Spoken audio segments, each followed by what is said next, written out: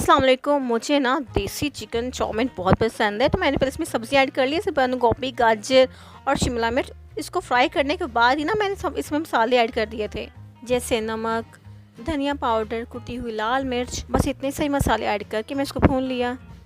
मेरे पास तो पास्ता मसाला था नहीं, तो मैंने फिर चिकन क्यूब ऐड कर दिया। फिर मैंने इसमें सिर्फ बॉयल किया, चिकन ऐड करके पहले बॉयल कर लिया था मैंने चिकन।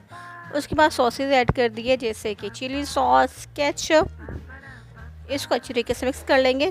चाउमीन में ये तो मस्ट होता है, केचप और सोया सॉस, चिली सॉस। उसके बाद ये है बॉयल स्पैगेटी ऐड कर दी मैंने इसमें। स्पैगेटी है, नूडल्स भी कह सकते हैं। इसको अच्छी तरीके से मिक्स कर लिया। ये लीजिए, इतनी सी बात थी और देसी चाउमीन हो गया रेडी।